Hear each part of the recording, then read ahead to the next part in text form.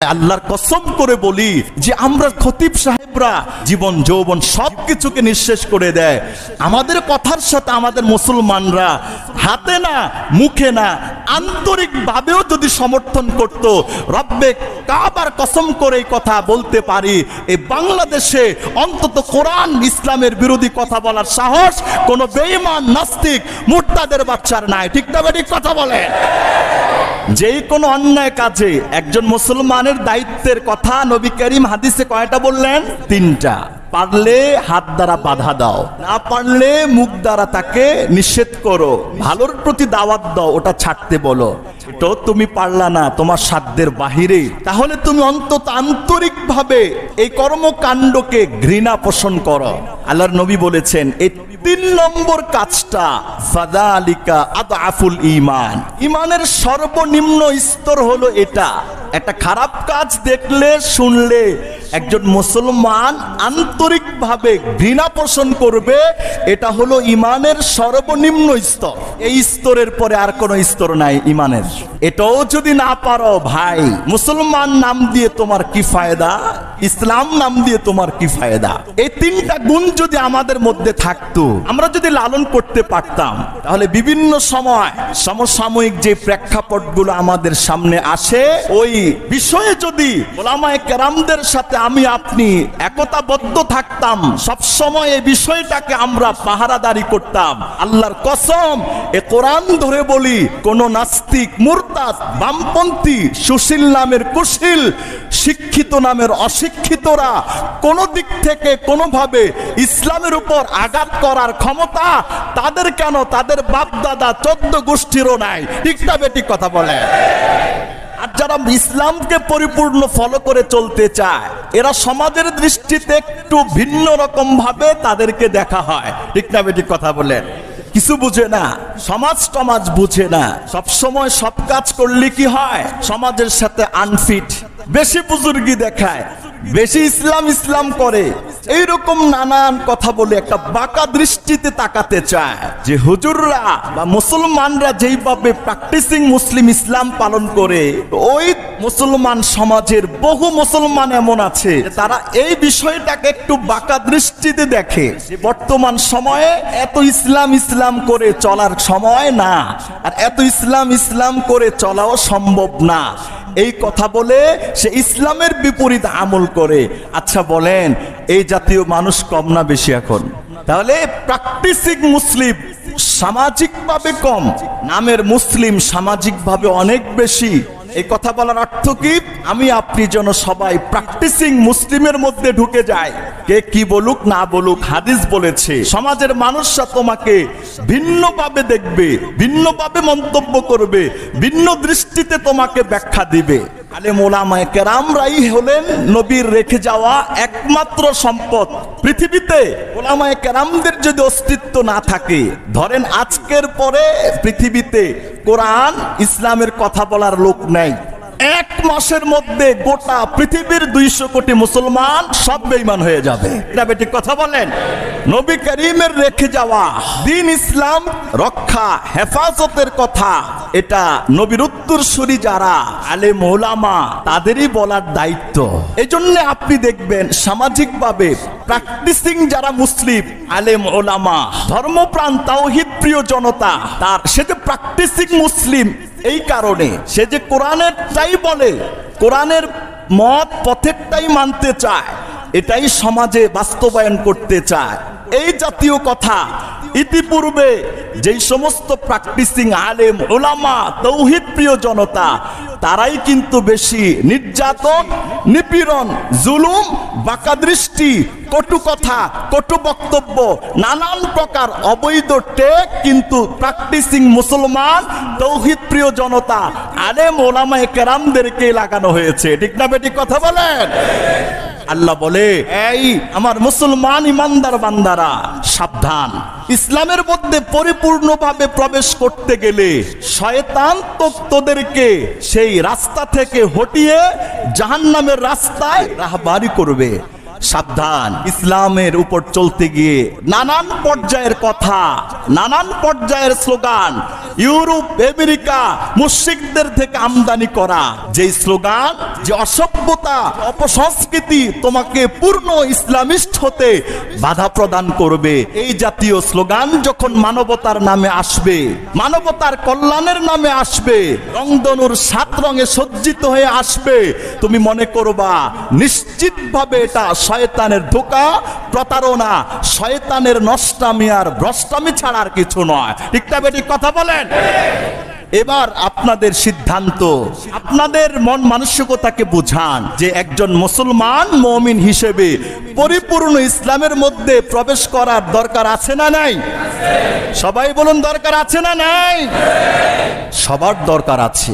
প্রত্যেক মুসলমান এই কথাগুলোকে যখন আপনি ফাউন্ডেশন বানাবেন, এবার আমি আপনাদেরকে প্রশ্ন করতে চাই, নানান প্রকারের স্লোগান, নানান মতবাদ, নানান সংস্কার, নানান প্রকারের মানবতার কল্যাণে হাজারো স্লোগান ইউরোপ আমেরিকা মুশরিকদের পক্ষ থেকে আসবে, যেই সমস্ত বিষয় সম্পূর্ণ কোরআন হাদিসের সাথে সাংঘর্ষিক, তাদের অনেক যুক্তি থাকবে, অনেক বক্তব্য থাকবে, অনেক তারা বিশ্লেষণ করবে, তাদের হাজারো বিশ্লেষণ, হাজারো চিন্তা, হাজারো দর্শন দেওয়ার পরেও আপনি একজন মুসলমান হিসেবে সিদ্ধান্ত কি নেবেন যে কোরআন ইসলাম রাসূলের জীবনের বাহিরে মানবতার কল্যাণে হাজারো লাখো স্লোগান হোক, সমস্ত স্লোগানকে লাথি মেরে বঙ্গোপসাগরে ফেলে দিব, কোরআনকে বক্ষে লালন করব, রাসূলের জীবনীকে আপাদমস্তকে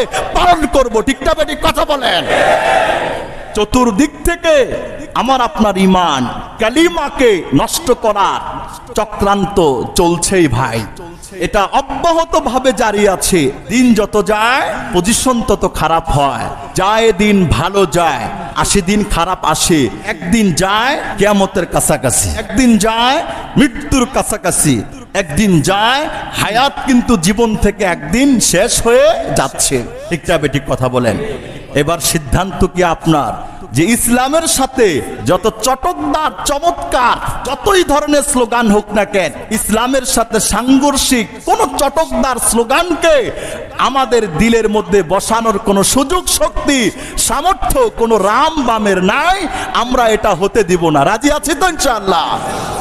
তাওহীদের জমিনে এগুলো যারা কল্পনা করবে তাদের কল্পনাটা অন্তঃসার হয়ে যাবে।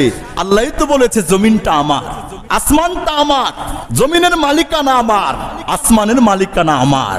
লক্ষ লক্ষ নবী রাসূলরা এই পৃথিবীতে এসেছেন এক এজেন্ডা, জমিনটাকে তাওহীদের ভূমিতে রূপান্তরিত করব আমরা। তাওহীদের এই জমিনে হাজারো চক্রান্ত আসবে, হাজারো দুশ্মনী করতে চাবে, ইনশাআল্লাহ তাওহীদের এই জমিনে, শহীদদের এই ভূমিতে, মুসলমানদের এই ভূমিতে, মুসলমানদের এই ভূখণ্ডে ইনশাআল্লাহ কোরআন হাদিস বিরোধী কোন ধরনের এজেন্ডা বাস্তবায়ন হতে মুসলমান আগেও দেয়নি, বর্তমানেও দিচ্ছে না, জান থাকতে মৃত্যুর আগ পর্যন্ত আমরা দিব না। রাজি আছি তো ইনশাআল্লাহ? সবাই হাত উঠান। নারে তাকবীর, নারে তাকবীর, নারে তাকবীর। হাতটাকে মুঠ করেন, হাত মুঠ করেন, মুষ্টিবদ্ধ হাত এটা আমাদের। এই মুষ্টিবদ্ধ হাত, হাজারো মানুষের হাত আমরা উঠালাম, মুষ্টিবদ্ধ করলাম। এবার আমি আপনাদেরকে জিজ্ঞেস করতে চাই, আমাদের প্রভু কয়জন? আমাদের শ্রেষ্ঠত্বের গাইডলাইনের নাম কি? ইসলাম। আমাদের সর্বশ্রেষ্ঠ সংবিধান আল কোরআন। ঠিক না বেঠিক? আমাদের প্রত্যেকের দিলে যেই কালিমা আছে ওটার নাম লা ইলাহা ইল্লাল্লাহ মুহাম্মাদুর রাসূলুল্লাহ। এই হাতটা এভাবে রাখেন। এবার আমরা সবাই এক আত্মায় রূপান্তরিত হয়ে যাব।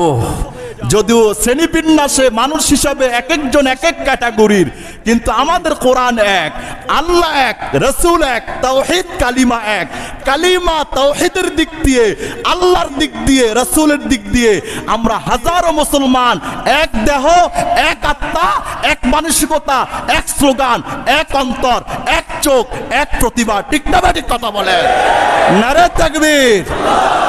হাত নামান, এই নজরানাটা আমি আপনাদের থেকে চাই। তাওহীদের ক্ষেত্রে আমরা সবাই এক, আলহামদুলিল্লাহ বলেন। আল্লাহর বিশ্বাসের ক্ষেত্রে সবাই এক, নবী করিমের জন্য জান প্রাণ দিতে আমরা সবাই এক। রাজি আছি তো ভাই? আল্লাহ আমাদের সবাইকে তাওহীদের কালিমা তোলে, তাওহীদের পতাকা তোলে আসার তৌফিক দান করেন। আমাদের মহান মালিক অনন্ত অসীম প্রেমময় রব্বুল আলামিন দয়া করে মায়া করে ভালোবেসে আমাকে আপনাকে আজকের এই বেহেশতের বাগানে একত্রিত হওয়ার তৌফিক দান করলেন। আমরা সবাই মহান রব্বুল আলামিনের আলিশান শাহী দরবারে অন্তরের অন্তঃস্থল থেকে কালিমাত শুকরিয়া জ্ঞাপন করি। সবাই বলুন আলহামদুলিল্লাহ। মুহতারাম হাজিরিন, আমি আপনাদের সমীপে পবিত্র কোরআনুল কারীমের চতুর্থ পারায় অবস্থিত 4 নম্বর সূরা সূরাতুন নিসার 11 নম্বর আয়াতের প্রথম অংশের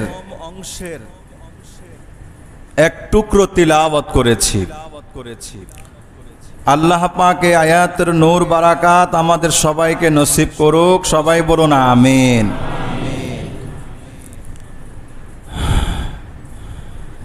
আল্লাহ তাআলা কোরআনুল কারীমে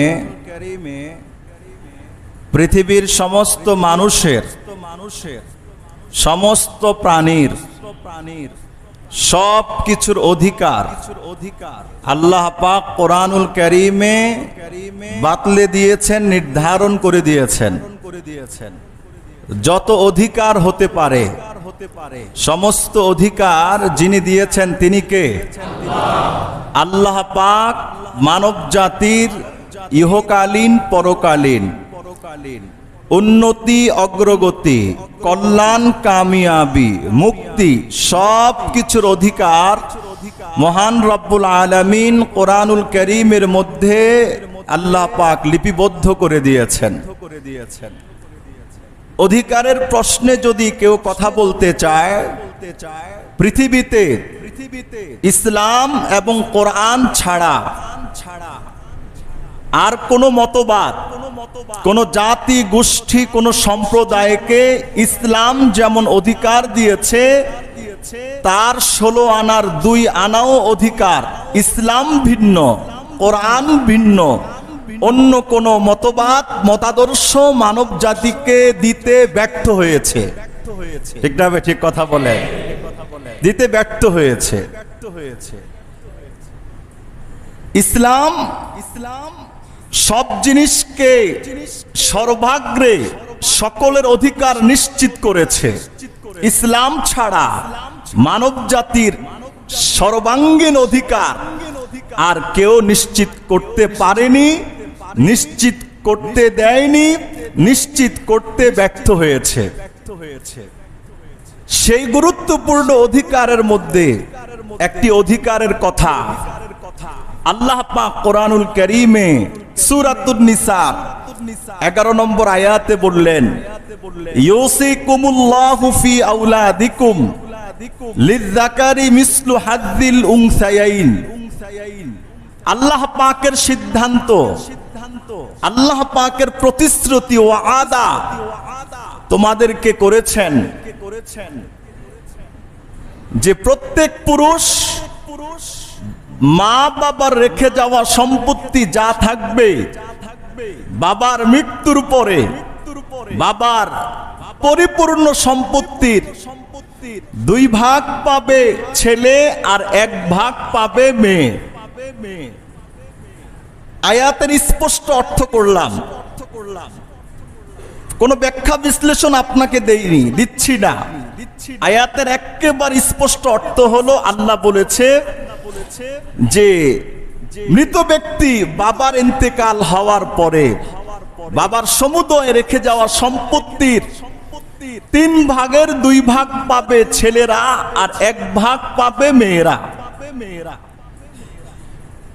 এটার উপর কোনো যুক্তি দিলাম না, তর্ক করলাম না, বিশ্লেষণ ব্যাখ্যা কিছুই দিলাম না। সিদ্ধান্ত যেহেতু আল্লাহ পাকের, আমি আপনি যেহেতু মুসলমান, এই জিনিসটার উপর ইয়াকিন রাখতে, বিশ্বাস রাখতে, ঈমান আনয়ন করার জন্য কি আমার আপনার মতো মুসলমানের কোনো তর্ক করার প্রয়োজন আছে? কোনো কারণ জানার প্রয়োজন আছে?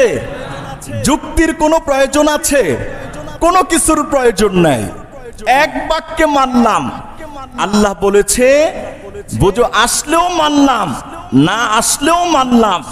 আল্লাহ যেটা করে ভালোর জন্য করে। আল্লাহ পাকের সিদ্ধান্তের উপরে পৃথিবীর কারো সিদ্ধান্ত চলতে পারে না।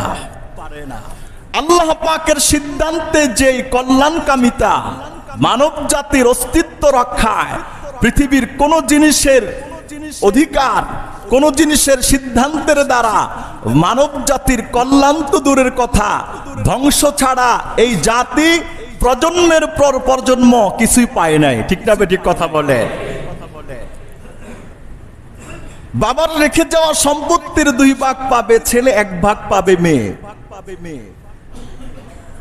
এই আয়াতের অর্থ দিক দিয়ে বোঝা যায় 1 গুণ সম্পত্তি পেয়েছে ছেলে বেশি, আর আরেক গুণ সম্পত্তি কম পেয়েছে মেয়ে। এই আয়াতকে সামনে নিয়ে প্রগতিশীল প্রগতিরা, প্রগতিবাদী নারীরা, যারা ইসলামকে শুধুমাত্র সাইনবোর্ড হিসেবে ব্যবহার করে, তাদের বক্তব্য হলো আল্লাহ পাক কোরআনুল কারীমে নারীদেরকে ঠকিয়েছেন, পুরুষদেরকে জিতিয়েছেন। আমরা আল্লাহ পাকের এই অসম বন্টন নীতি, বৈষম্যের অধিকার কোরআনুল কারীমে যেটা, এটা আমরা মানতে রাজি না। নাউজুবিল্লাহ বলেন না? এই জন্য তারা নারী পুরুষের সম অধিকার চায়, নারী পুরুষের সমান অধিকার চায়। সমান অধিকারের জন্য 2টা জিনিস সমান হতে হয়। কথা বলেন না কেন? এই যে নিত্য নতুন অনেকগুলো বিষয় বিভিন্ন সময়ে শুধু মাথা চাড়া দিয়ে আমাকে আপনাকে মুসলিম সমাজের তাদের চিন্তা চেতনার মধ্যে এক প্রকার অস্থিরতার বীজ জন্ম দেয়। এটার একমাত্র দোষী হলাম আমরা মুসলমান। ঠিক না বেঠিক কথা বলেন? আমরা মুসলমান যদি ইসলামের জন্য একতাবদ্ধ থাকতাম, স্বয়ং সম্পন্ন থাকতাম, এক প্ল্যাটফর্মে থাকতাম, হাজারো কিছু হবে, তবে মুসলমানের ইসলামের উপরে, কোরআনের উপরে কারো কোনো আঘাত করার কোনো অধিকার থাকতো না। ঠিক না বেঠিক কথা বলেন? আমরা এটার ব্যাপারে দুর্বল। আমি এই কথা বলার আগে আপনাদেরকে একটা হাদিস শুনাই। মুসলিম শরীফের 144 নম্বর হাদিসে, 45 নম্বর হাদিসে আবু হুরায়রা রাদিয়াল্লাহু তাআলা আনহুর বর্ণনা। নবী করিম সাল্লাল্লাহু আলাইহি ওয়াসাল্লাম বললেন, বাদা আল ইসলামু গরিবা ওয়া সায়াউদু কামা বাদাআ। ইসলাম আত্মপ্রকাশ করেছে অপরিচিত অবস্থায়, মাঝুল অবস্থায়, অজ্ঞাত অবস্থায় ইসলাম আত্মপ্রকাশ করেছে। বাদা আল ইসলামু গরিবা ওয়া সায়াউদু কামা বাদাআ। আল্লাহ পাকের রাসূল বলেন, কিয়ামতের পূর্ব সময়ে এমন একটি সময় আসবে, ওই ইসলাম আবার অপরিচিত অবস্থায় এটা মদিনার দিকে ছুটতে থাকবে। ফাতুবা লিল গুরাবা। আল্লাহ পাকের রাসূল বলেছেন, অপরিচিত যারা আছে তাদের জন্য রয়েছে সুসংবাদ, তাদের জন্য রয়েছে আমার পক্ষ থেকে কল্যাণ কামিতার কথা। হাদিসের উপর একটু পর্যালোচনা। ইসলাম যখন সূচিত হয়েছে, বিস্তার লাভ করা শুরু করেছে, বেশিরভাগ মানুষ পক্ষে ছিল নাকি বিপক্ষে ছিল? বলেন, সবাই বলেন, পক্ষে না বিপক্ষে? বেশিরভাগ মানুষ বিপক্ষে ছিল, আর সংখ্যাগরিষ্ঠ মানুষ বিপক্ষে, সংখ্যা লঘু মানুষ এরা ছিল পক্ষে। যখন ইসলামটা আত্মপ্রকাশ করেছে, মানুষ এটাকে নতুন কিছু মনে করেছে, অপরিচিত, এটার সাথে কোনো যোগ সাজ নাই, কারো চিনা জানা পরিচিতির কোনো সম্পর্ক নাই। আর ওই সময় ইসলামকে যারা বক্ষে লালন করেছে তারাও যেন সামাজিকভাবে একরকম বয়কটের শিকার হয়েছে। সংখ্যাগরিষ্ঠ যারা, তারা বয়কটের ডাক দিয়েছে। মুহাম্মদ তার অনুসারীদেরকে আমরা সামাজিকভাবে বয়কট করলাম, এই ইতিহাস আছে না নাই বলেন? বয়কট করেছে। ওই সময়ে যারা ইসলামকে গ্রহণ করেছে, সমাজ তাদেরকে একটা ভিন্ন দৃষ্টিতে দেখতো, সমাজ তাদেরকে একটা ভিন্ন আকৃতিতে দেখতো। এই দেখা দৃষ্টিটা ভালো ছিল না, একটা অশোভন দৃষ্টি দিয়ে তাকাতো, বলতো সমাজের সাথে এটা আনফিট, একটা নতুন সম্প্রদায়ের আবিষ্কার হয়েছে, আনফিট বলতো, সমাজের সাথে খাপ খায় না এমন একটা মতবাদ মুহাম্মদের আবিষ্কার। এরকম বলে বলে ওই তৎকালীন সময়ের মুসলমানের নবীকে তারা জরাজীর্ণ করে পিঠকে দেওয়ালের সাথে ঠেকিয়ে দিয়েছে। আল্লাহ বলেছে এই মক্কার জমিনে আর আপনার থাকার প্রয়োজন নাই, আপনি মদিনায় হিজরত করেন। ঠিক না ঠিক? অবাদাল ইসলামু গরিবা সায়াউদু কামা বাদাআহ। নবী করিম বলেছেন শেষ জামানায় ইসলাম নবীর যুগ থেকে প্রচার হতে হতে গোটা বিশ্বব্যাপী ইসলাম প্রচারিত হয়েছে। আল্লাহ রাসূল বলেন শেষ জামানায় এই ইসলামটা, ইসলামের আদর্শ নীতি নৈতিকতা গুলো আবার মদিনার দিকে ছুটতে থাকবে। এর অর্থ কি? এর অর্থ হলো সামাজিকভাবে প্র্যাকটিসিং মুসলমান সমাজে কম পাওয়া যাবে। আর যারা ইসলামকে পরিপূর্ণ ফলো করে চলতে চায়, এরা সমাজের দৃষ্টিতে একটু ভিন্ন রকম ভাবে তাদেরকে দেখা হয়। ঠিক না বেঠিক কথা বলেন? কিছু বুঝে না, সমাজ বুঝে না। সব সময় সব কাজ করলে কি হয়? সমাজের সাথে আনফিট, বেশি বুজুর্গি দেখায়, বেশি ইসলাম করে, হ্যাঁ, বেশি দিনের উপর চলতে চায়, এইরকম নানান কথা বলে একটা বাঁকা দৃষ্টিতে তাকাতে চায়। যে হুজুররা বা মুসলমানরা যেইভাবে প্র্যাকটিসিং মুসলিম ইসলাম পালন করে, তো ওই মুসলমান সমাজের বহু মুসলমান এমন আছে যে তারা এই বিষয়টাকে একটু বাঁকা দৃষ্টিতে দেখে, যে বর্তমান সময়ে এত ইসলাম করে চলার সময় না, আর এত ইসলাম করে চলাও সম্ভব না। এই কথা বলে সে ইসলামের বিপরীত আমল করে। আচ্ছা বলেন, এই জাতীয় মানুষ কম না বেশি এখন? তাহলে প্র্যাকটিসিং মুসলিম সামাজিকভাবে কম, নামের মুসলিম সামাজিকভাবে অনেক বেশি। এই কথা বলার অর্থ কি? আমি আপনি যেন সবাই প্র্যাকটিসিং মুসলিমের মধ্যে ঢুকে যায়। কে কি বলুক না বলুক, হাদিস বলেছে সমাজের মানুষরা তোমাকে ভিন্নভাবে দেখবে, ভিন্নভাবে মন্তব্য করবে, ভিন্ন দৃষ্টিতে তোমাকে ব্যাখ্যা দিবে। আলেম ওলামায়ে কেরামরাই হলেন নবীর রেখে যাওয়া একমাত্র সম্পদ। পৃথিবীতে ওলামায়ে কেরামদের যদি অস্তিত্ব না থাকে, ধরেন আজকের পরে পৃথিবীতে কোরআন ইসলামের কথা বলার লোক নাই, এক মাসের মধ্যে গোটা পৃথিবীর 200 কোটি মুসলমান সব বেঈমান হয়ে যাবে। ঠিক না বেঠিক কথা বলেন? মুহূর্তের মধ্যে গোটা পৃথিবীর মানুষ সব বেঈমান হয়ে যাবে। নবী করিমের রেখে যাওয়া দ্বীন ইসলাম রক্ষা হেফাজতের কথা, এটা নবীর উত্তরসূরি যারা আলেম ওলামা তাদেরই বলার দায়িত্ব। এই জন্য আপনি দেখবেন সামাজিকভাবে প্র্যাকটিসিং যারা মুসলিম আলেম ওলামা, ধর্মপ্রাণ তাওহীদ প্রিয় জনতা, তার সে যে প্র্যাকটিসিং মুসলিম, এই কারণে সে যে কোরআনেরটাই বলে, কোরআনের মত পথেরটাই মানতে চায়, এটাই সমাজে বাস্তবায়ন করতে চায়। এই জাতীয় কথা ইতিপূর্বে যেই সমস্ত প্র্যাকটিসিং আলেম ওলামা তৌহিদ প্রিয় জনতা তারাই কিন্তু বেশি নির্যাতন নিপীড়ন জুলুম বাঁকা দৃষ্টি কটু কথা কটু বক্তব্য নানান প্রকার অবৈধ টেক কিন্তু প্র্যাকটিসিং মুসলমান তৌহিদ প্রিয় জনতা আলেম ওলামায়ে কেরামদেরকে লাগানো হয়েছে। ঠিক না বেটি কথা বলেন?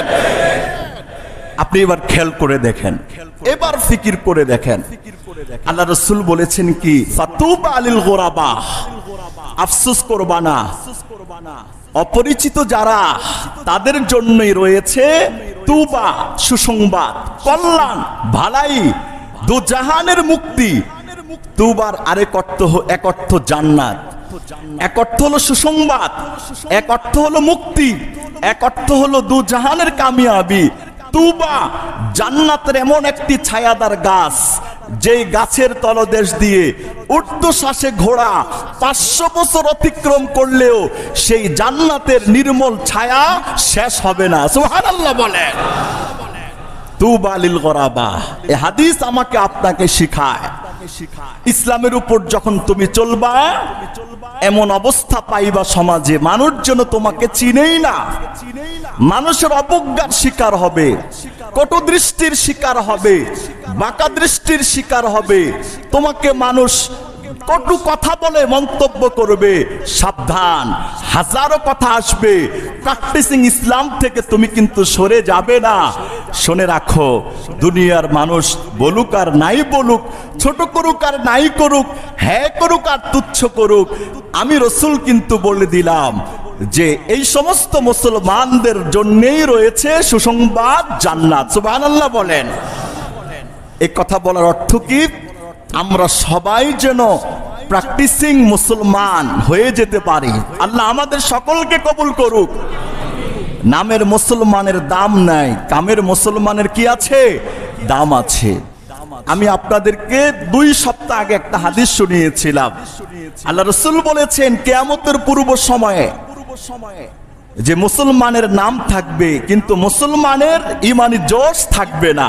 লা ইয়াবকা মিনাল ইসলাম ইল্লা ইসমুহু ওয়ালা ইয়াবকা মিনাল কুরআন ইল্লা রাসমুহু। ইসলামের নাম থাকবে কিন্তু ইসলামের যে একটা দাবি, ইসলামের যে একটা ব্যথা, ইসলামের যে একটা ফাউন্ডেশন, ইসলামের যে একটা তাকে ধারণ করার মতো স্পৃহা, এটা কিন্তু মুসলমান সমাজের মধ্যে থাকবে না। তাহলে এক কথায় ইসলাম যে আজকে ক্ষতিগ্রস্ত হচ্ছে এটার দায় কিন্তু ওই মুসলমানদের যারা ইসলামকে শুধু নামেই বুঝে কাজে ইসলামকে বুঝতে চায় না। এর অর্থ ইসলাম কিন্তু আমাদের দ্বারাই অপসারিত হচ্ছে। ঠিক না বেটি কথা বলেন? আমরা যদি সব জায়গায় সবাই একতাবদ্ধ হয়ে থাকতাম তাহলে বিভিন্ন সময়ে ইসলাম কোরআন হাদিস বিরোধী কথা বলার সাহস অন্তত এই বাংলার জমিনে কেউ দেখাতে পারতো না। আমাদেরই দুর্বলতা, আমাদেরই কমতি। এবার হাদিস শুনেন, বুখারী মুসলিম দোনো কিতাবে হাদিস আসছে। হযরত আবু সাঈদ আল খুদরি রাদিয়াল্লাহু তাআলা আনহু বলেন, নবী করিম বলেছেন, মান রাআ মিনকুম মুনকারান ফালইগাইয়িরহু বিয়াদিহি।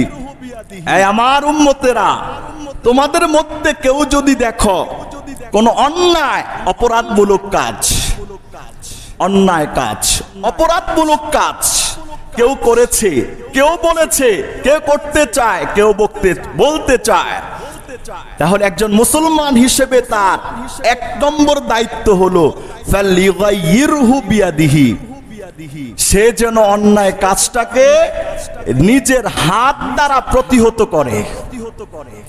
এটা কিন্তু এই হাদিসটার মর্মটা এই প্রত্যেক মুসলমানের পক্ষে ধারণ করতে হবে, লালন করতে হবে। ভাই দেখেন কি বলে রাসূল, 1 নম্বরে যেই কোনো অন্যায় কাজ, যেই কোনো খারাপ কাজ, অন্যায় কাজ, খারাপ কাজ, ভালো কাজ, এটা আপনাকে আমাকে শিখিয়েছে কে?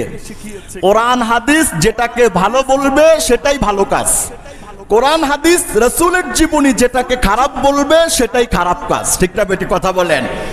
এবার এক কথায় যে ইসলামের দৃষ্টিতে যত খারাপ কাজ আছে এরকম কোন কথা কেউ বলেছে কেউ করেছে, তুমি যদি শোনো, তুমি যদি দেখো, বুঝো, সামর্থ্য আছে, হাত দ্বারা এটাকে প্রতিহত করো না, আমি অন্যায় কাজ হতে করতে দিব না।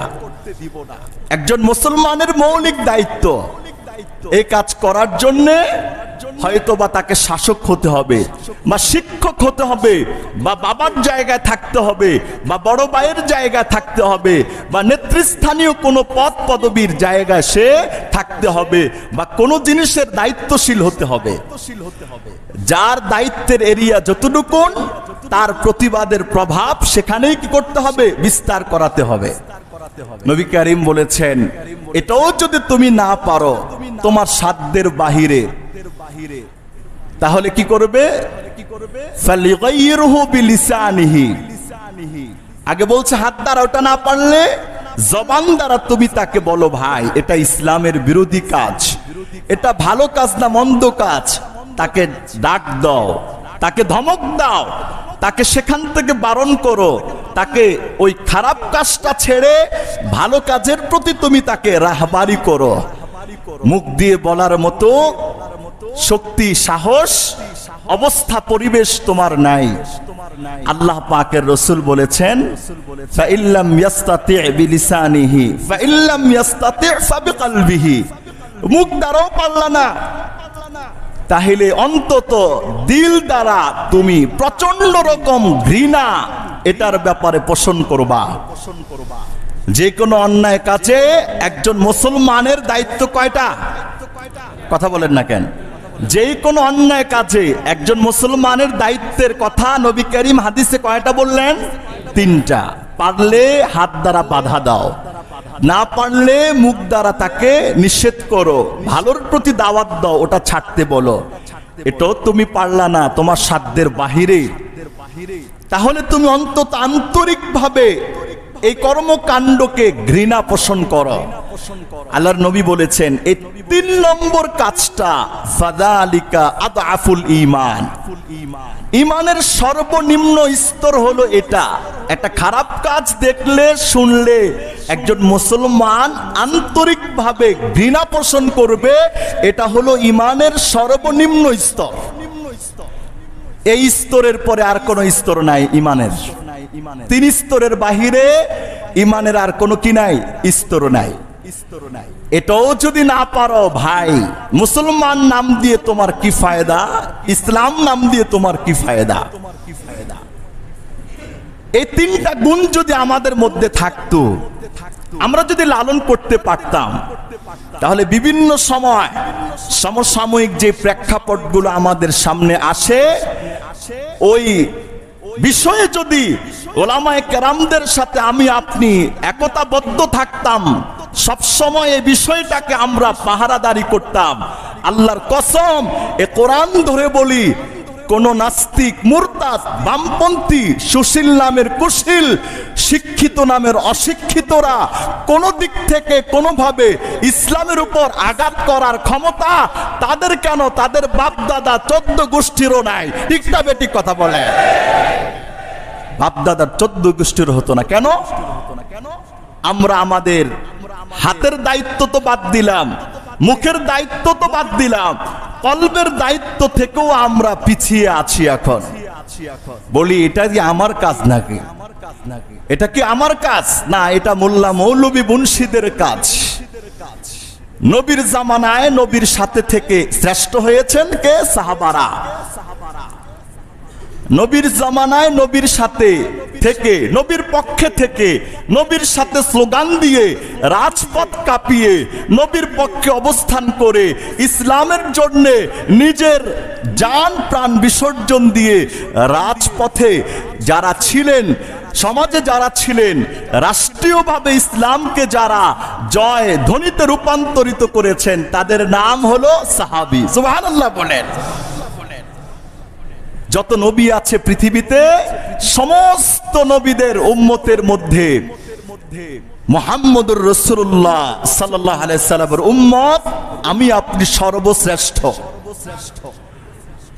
সমস্ত নবীর উম্মতের মধ্যে উম্মতে মুহাম্মদী যেমন শ্রেষ্ঠ, এই উম্মতে মুহাম্মদের মধ্যে সর্বশ্রেষ্ঠ কারা?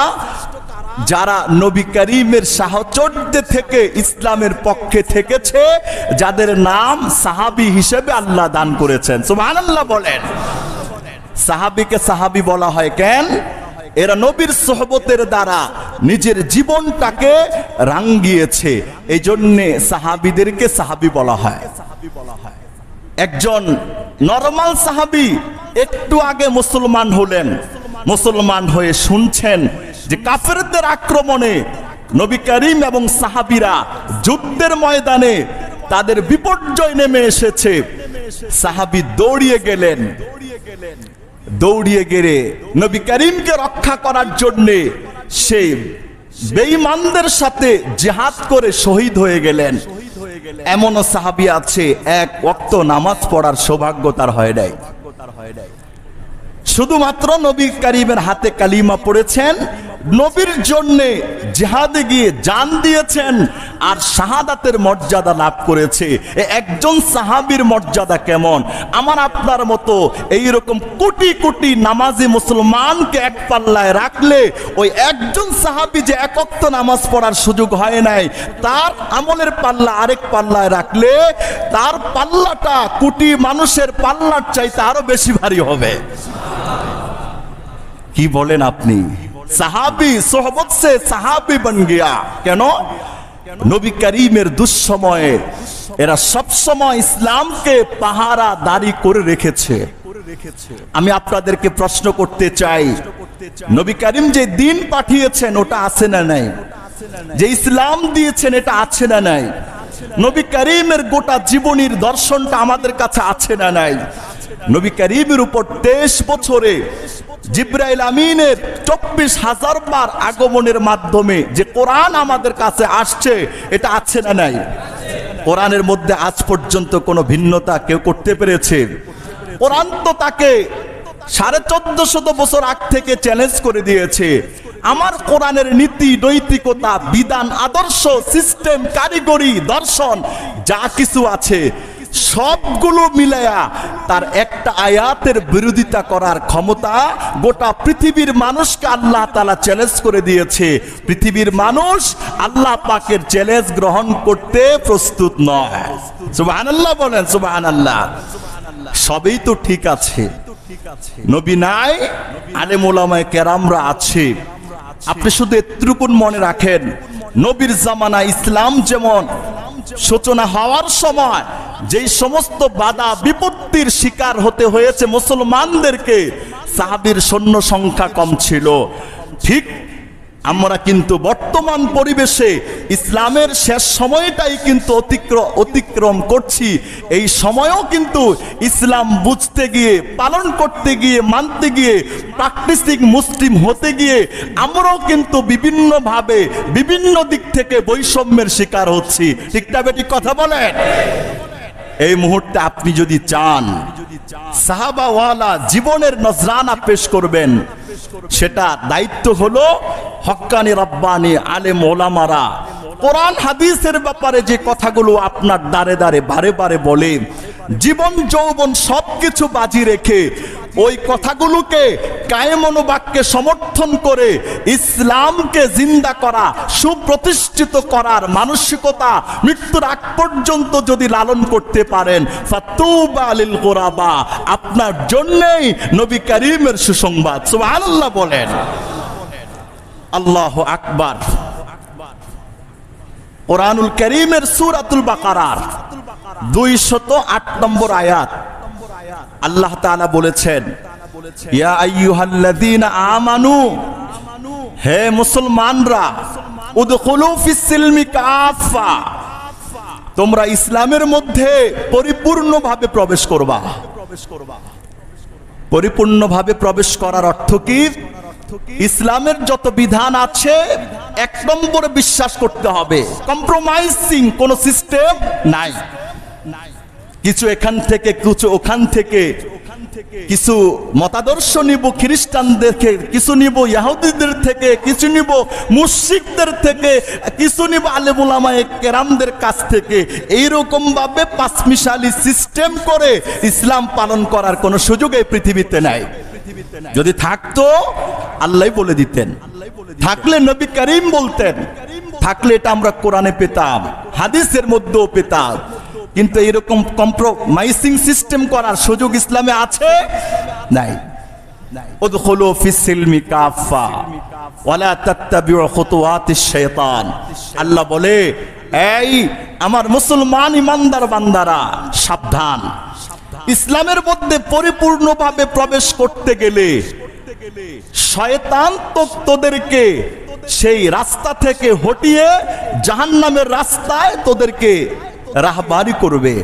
সাবধান, ইসলামের উপর চলতে গিয়ে নানান পর্যায়ের কথা, নানান পর্যায়ের স্লোগান ইউরোপ আমেরিকা মুশরিকদের থেকে আমদানি করা, যে স্লোগান, যে অসভ্যতা, যে অপসংস্কৃতি তোমাকে পূর্ণ ইসলামিস্ট হতে বাধা প্রদান করবে, এই জাতীয় স্লোগান যখন মানবতার নামে আসবে, মানবতার কল্যাণের নামে আসবে, রংধনুর 7 রঙে সজ্জিত হয়ে আসবে, তুমি মনে করবা নিশ্চিতভাবে এটা শয়তানের ধোঁকা, প্রতারণা, শয়তানের নষ্টামি আর ভ্রষ্টামি ছাড়ার কিছু নয়। ঠিক না বেঠিক কথা বলেন? আল্লাহ বলে, লা তাত্তাবিউ খুতুওয়াতিশ শাইতান, শয়তানের পদাঙ্ক অনুসরণ করবা না। ইন্নাহু কানা লাকুম আদুউম মুবিন, শয়তান তোমাদের জন্য সুস্পষ্ট দুশমন, শত্রু। আপনি যেটাই ব্যক্ত করেন তার নামে ক্যাপশন, এটাই ঠিক হবে। এবার ভাই, কোরআনের আয়াত শোনালাম, আল্লাহর বক্তব্য শোনালাম, নবী করিমের জীবনের থেকে কিছু কথা আপনাদেরকে বললাম। এবার আপনাদের সিদ্ধান্ত, আপনাদের মন মানসিকতাকে বুঝান যে একজন মুসলমান মুমিন হিসেবে পরিপূর্ণ ইসলামের মধ্যে প্রবেশ করার দরকার আছে না নাই? সবাই বলুন, দরকার আছে না নাই? সবার দরকার আছে। কেউ কমে আছে, কেউ বেশিতে আছি, পার্সেন্টেজে আমরা অনেকে অনেক দিক থেকে কমতি আছি। ভাই, আল্লাহর কাছে দোয়া করেন না, মুনাজাত করেন, কান্নাকাটি করেন, চেষ্টাটাকে অব্যাহত রাখেন, সাধনাটাকে কাজে লাগান, পূর্ণ ইসলামের মধ্যে প্রবেশ করেই যেন আপনি মরতে পারেন, তাইলেই তো আপনি সফল।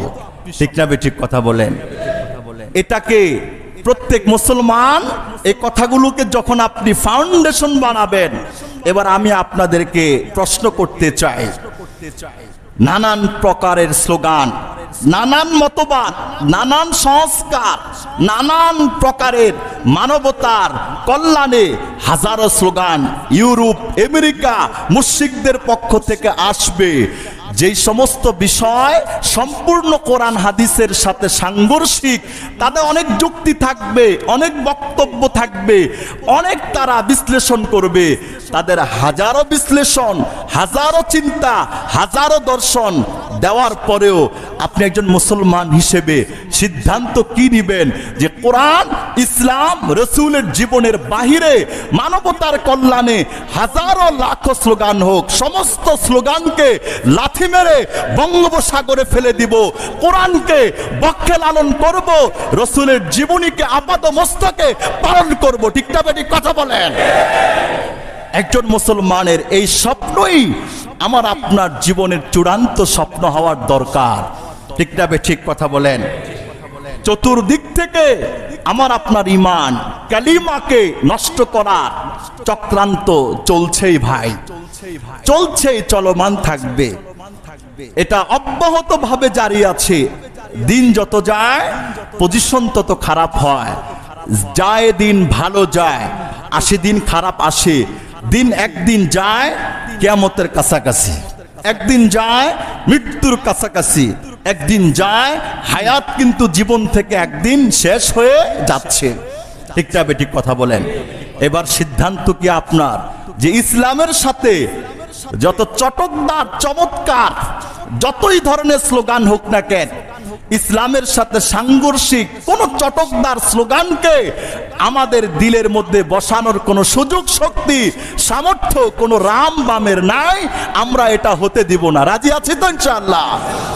তাওহীদের জমিনে এগুলো যারা কল্পনা করবে তাদের কল্পনাটা অন্তঃসার হয়ে যাবে। তাওহীদের এই জমিনটা কিসের জমিন বলেন না? আসমান জমিন কার? আল্লাহই তো বলেছে জমিনটা আমার, আসমানটা আমার। জমিনের মালিকানা আমার, আসমানের মালিকানা আমার। লক্ষ লক্ষ নবী রাসূলরা এই পৃথিবীতে এসেছেন এক এজেন্ডা, এই জমিনটাকে তাওহীদের ভূমিতে রূপান্তরিত করব আমরা। তাওহীদের এই জমিনে হাজারো চক্রান্ত আসবে, হাজারো দুশ্মনী করতে চাবে, ইনশাআল্লাহ তাওহীদের এই জমিনে, শহীদদের এই ভূমিতে, মুসলমানদের এই ভূমিতে, মুসলমানদের এই ভূখণ্ডে ইনশাআল্লাহ কোরআন হাদিস বিরোধী কোন ধরনের এজেন্ডা বাস্তবায়ন হতে মুসলমান আগেও দেয়নি, বর্তমানেও দিচ্ছে না। জান থাকতে মৃত্যুর আগ পর্যন্ত আমরা দিব না। রাজি আছি তো ইনশাআল্লাহ? এই ব্যাপারে সবাই মুষ্টিবদ্ধ হাত থাকবে। হাত উঠান, সবাই হাত উঠান। নারে তাকবীর, নারে তাকবীর, নারে তাকবীর। হাতটাকে মুঠ করেন, হাত মুঠ করেন, মুষ্টিবদ্ধ হাত এটা আমাদের। এই মুষ্টিবদ্ধ হাত, হাজারো মানুষের হাত আমরা উঠালাম, মুষ্টিবদ্ধ করলাম। এবার আমি আপনাদেরকে জিজ্ঞেস করতে চাই, আমাদের প্রভু কয়জন? আমাদের শ্রেষ্ঠত্বের গাইডলাইনের নাম কি? ইসলাম। আমাদের সর্বশ্রেষ্ঠ সংবিধান আল কোরআন, ঠিক না ঠিক? আমাদের প্রত্যেকের দিলে যেই কালিমা আছে ওটার নাম লা ইলাহা ইল্লাল্লাহ মুহাম্মাদুর রাসূলুল্লাহ। এই হাতটা এভাবে রাখেন। এবার আমরা সবাই এক আত্মায় রূপান্তরিত হয়ে যাব। যদিও শ্রেণীবিন্যাসে মানুষ হিসাবে এক একজন এক এক ক্যাটাগরির, কিন্তু আমাদের কোরআন এক, আল্লাহ এক, রাসূল এক, তাওহীদ কালিমা এক।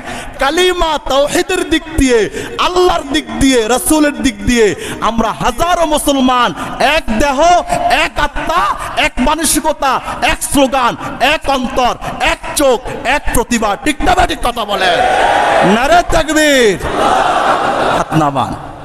এই নজরানাটা আমি আপনাদের থেকে চাই। তাওহীদের ক্ষেত্রে আমরা সবাই এক, আলহামদুলিল্লাহ বলেন। আল্লাহর বিশ্বাসের ক্ষেত্রে সবাই এক।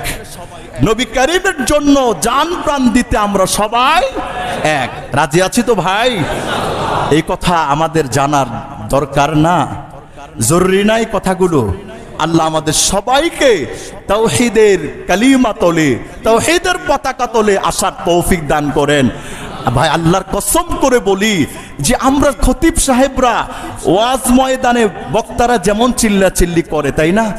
জীবন যৌবন সবকিছুকে নিঃশেষ করে দেয়।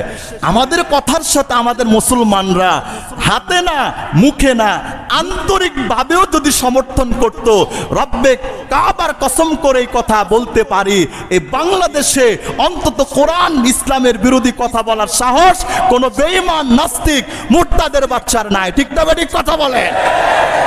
নাই, কিন্তু নাই ভাই। ওই হাদিসটাই সবসময় লালন করবেন। অনেক কথা বলি, অনেকের কাছ থেকে ছুটে যায়, কথাগুলো যেন না ছুটে, দিলের মধ্যে বসে যায়। এই নেক নিয়তে কিন্তু আবার এই বয়ানটাকে ভিডিও করা হয়, অডিও করা হয়। কোনো কথা ভুলে গেলে পরিপূর্ণ বয়ানটা আবার শুনবেন, যে হুজুরের কথাগুলো আমি শুনি। শেষে আসছেন অনেকে, বুঝলেন আল্লাহ কথা তো অনেক ভালো কথা ছিল, পূর্ণটা যদি শুনতে পারতাম তাহলে এই কথাগুলো কিন্তু আবার পূর্ণ বয়ানে চলে আসে। এই বয়ানগুলো আমরা শুনবো, বয়ানের বিষয়বস্তুটা আমরা বুঝার চেষ্টা করব। আল্লাহ তাআলা আমাদের সকলকে সমজদার শুভবুদ্ধি নসিব করুক, ইসলামের উপর থাকার, ইসলামের উপর মরার তৌফিক দান করুক। সবাই বলুন আমিন।